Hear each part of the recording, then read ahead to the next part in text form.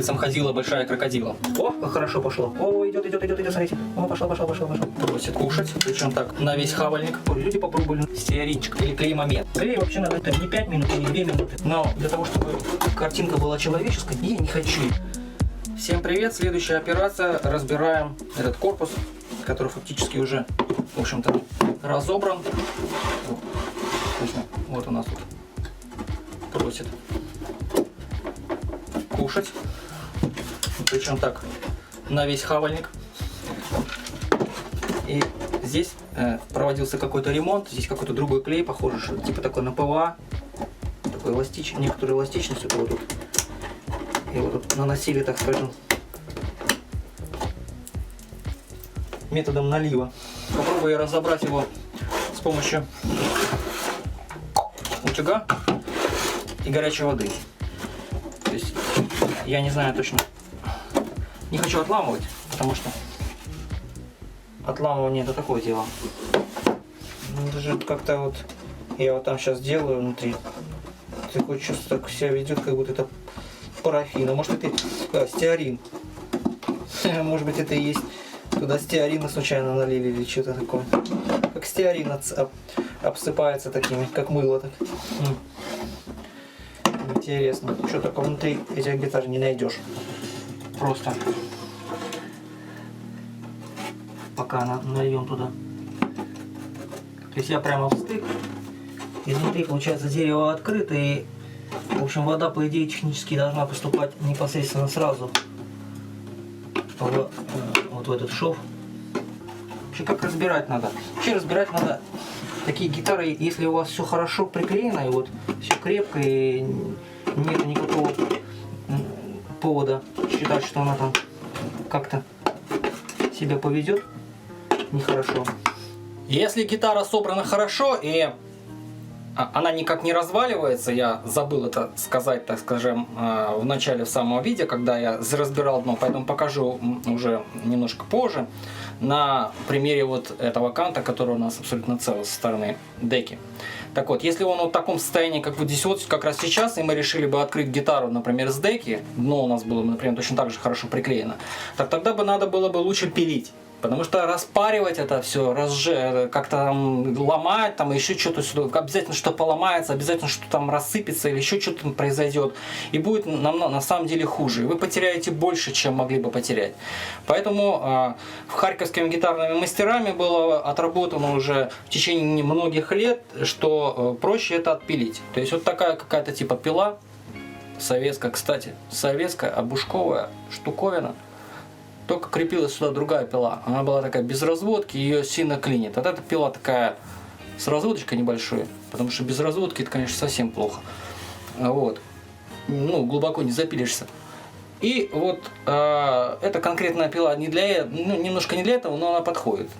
То есть достаточно как можно тоньше вот это полотно. Естественно, что профессиональные там пилы широкие, вот, в смысле, вот такие широкие, тонкие, там 0, сколько там, например, 0,7 каких-нибудь, да, там 0,7 миллиметр толщина, да, с небольшой разводочкой, да, чтобы уходить аккуратненько сюда, ровно идти, так как широкое полотно идет ровно достаточно. То есть, и вот вы пилите прямо вот тут вот. И пилите в теле обечайки, для того, чтобы не укорачивать кант, чтобы этот кант не стал короче этого канта. То есть пилите в теле дерева и аккуратно с этим кантом все отпиливаете. Снимаете и работаете так, как есть. А потом все назад просто приклеиваете, и все будет хорошо держаться. Восстановите заодно, если какие-то недостатки есть, то есть здесь контра будет. Очень часто бывает советскую гитару так распиливаешь, и вот этот кусочек контра-обечайки, который с той стороны, секретно, там секретно пока, это самое, он выкрашивается. То есть надо что-то там восстановить, туда-сюда, это все детали. Самое главное, что у вас целый кант, у вас целая там обечайка, у вас все, вы там потеряли только немножечко толщины пропила. Будьте уверены, что очень часто распаривание и всякие снимания вы точно так же потеряете этот миллиметр, только навозитесь просто неимоверно. То есть может быть получится так, что у вас как бы вот все закрыто, да, вот кант хорошо, а на самом деле там под кантом ни черта не проклеено. Почему эти гитары еще часто целые? Вот они, вот как вот эта гитара, например. То есть у нее дека относительно целая, там подставка, вот мы видели, она почти там была как-то так плохо приклеена, тем не менее держалась. Причина, знаете, такая же, как заключается в том, что просто не было соответствующей эксплуатации. То есть люди попробовали, натянули струны на эту гитару, что-то сыграли 2 раза, у них ни черта не получилось, или, например, они там, может быть, что-то и получилось, но они там не играли дальше на этой гитаре. Струны сняли, порвали, вот она так и могла и провисеть 20 лет в таком состоянии, практически без эксплуатации. Из собственной истории, вот так гитара валялась за шкафом, такого тоже типа, и валялась, чтобы раз там в 3 года сыграть на ней по улицам ходила большая крокодила, можете поискать в интернете. Я тоже буквально задался этим вопросом. Пару лет назад думаю, что в детстве такое было. Там по улицам ходила большая крокодила, она зеленая была. Но у нас это немножко не зеленая, у нас такая красноватая крокодила. По улицам ходила зеленая крокодила, это, наверное, имелось в виду крокодиловодство, знаете, это переделка старых, советских, зеленых, видимо, по большей части. О, как хорошо пошло. Этих самых зеленых велосипедов, типа Украина, Урал, там в России, там Десна. Вот у нас в Ташкенте была Десна 3. Вот они все были зеленые, видимо, ходила зеленая крокодила, это, видимо, про это. Ну тут, конечно, естественно, что под утюгом страдает этот вот пластиковый кант, но что такое там? Но мне он не нужен. В общем, этот лак хорошо на прогрев реагирует. Не лак, что с этим лаком? Что с этим клей лаком называю? В общем, этот. Вот, видите, вот этот. Вот. Стеаринчик. Гитару клеили стеарином, это, конечно, что-то.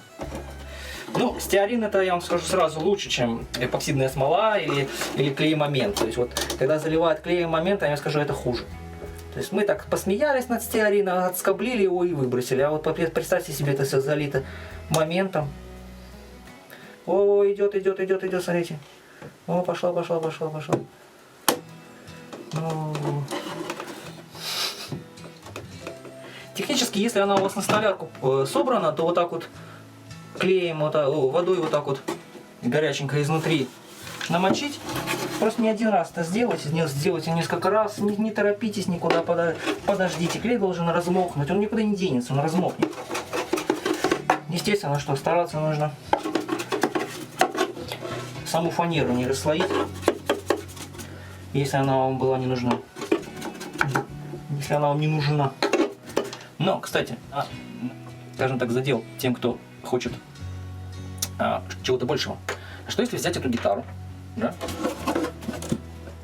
Но сделать из пинуса? Как вы думаете? Не ставить сюда назад вот это дно, а прям буквально из какого-то, неважно из чего, набрать деку из пинуса. Так как я сделал в проекте с пинусом, кто еще не видел, ищите проект с пинусом. Гитара из сосны. Если кто не знает, то пинус — это сосна на латыни. А тут может кто-то подумает, что испорченный с детства, подумает о чем-то неправильном. Так вот, пинус — это сосна по латыни. А кверкус — это дуб. Вот так надо дать водички, покачать, дать водички. Вот у нас вот уже вот до сюда все разобрано, вот клет заходит сюда вот, соответственно, вот так вот, и немножко держим. Клей вообще надо некоторое, ну, тут там не 5 минут, не 2 минуты, то есть если клей это закрыто, то понятное дело, что надо какой-то там полчаса иногда бывает. Так бывает, что-то рвешься, что-то делаешь, а на самом деле надо столярку намочить, подождать полчаса, потом подойти и снять. Вот этот слой может отстать. То есть поэтому я не хочу отсюда. Я не знаю, нужно мне это дно или нет. Но для того, чтобы картинка была человеческой, я не хочу ее. Не хочу портить те вещи, которые, возможно, пригодятся даже не мне, а там вам, например. Вот на этом участке контур полностью разбита. Вот такие движения делаем, чтобы качать, чтобы ту склейку, которая там внутри, она как бы качается туда, жидкость как бы заходит, а оставили такую дырочку. Вот в эту дырочку тоже воды можно заливать. То есть главное как-то добраться до этой склейки. То есть технически я даже предполагаю, что в каких-то работах, да, вот там можно сверлить, например, сюда глухое отверстие и только нож не просверлить, и туда заливать воду, чтобы достать до склейки. Ну это так, это просто техническое решение, но оно не нужно в данном случае. Может быть просто по аналогии. Значит, чтобы было понятно, куда мы там это все делаем.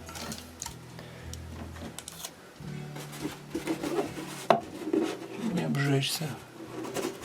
Вот видите, вон туда вот. Вот туда вот. Вот туда под клёц. Вот. Но мне не видно, насколько вам видно. Но я вижу, что я вам показываю. Вот туда вот я заливаю воду. В том месте очень часто отламывается. Да, кстати, там в том месте часто бывает и не держится. Так что не всегда это проблема.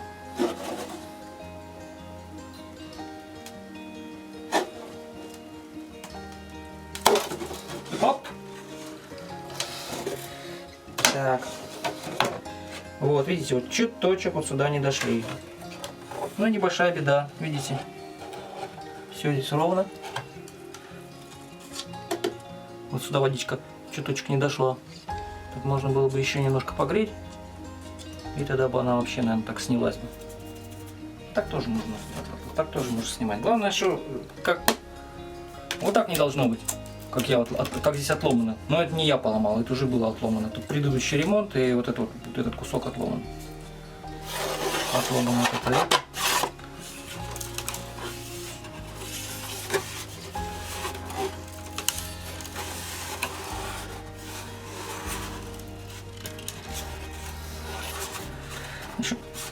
Самая главная задача достигнута. То есть эти вот и если ломать, то видите, вот можно легко вот отламывать и будет отламываться вот так вот вместе с клёцем.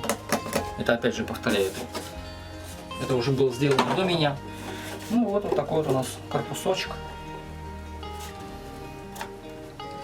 Между прочим, не самая худшая ситуация внутри, какая могла бы быть. Бывает, иногда открываешь, здесь все расколо, здесь все отстало, все такое убитое вообще. Здесь, конечно, тут еще вот этот вот. Та еще контрабичайка с этой стороны. Но это в основном благодаря этой поломке. А, кстати, вот поломан клёц. Все, ну корпус мы разобрали. Теперь следующая операция. Нужно вытащить, все почистить. Брать весь мусор, это все надо отбить, снять. Если у вас какие-то кризисы и вам нужно это сохранить, эти рипы для чего-то там, для того, чтобы, например, сделать из них, вот можно их отбивать и сделать из них пружины. Но это такой вопрос, если у вас прям совсем с материала нет. Потому что обычно качество этих рип очень неважно. Они ни на что не годятся. Они косослойные, кривые, уже какие-то поломанные, и, в общем, из них ничего не сделаешь. Ну, хотя какие-то второстепенные, возможно, какие-то вещи можно сделать. То есть берете 3 основных пружины здесь, а какие-то второстепенные, из какой-нибудь одной это и все. Ну, в общем, если кризис с материалом. Так, все. До следующего видео. Пока.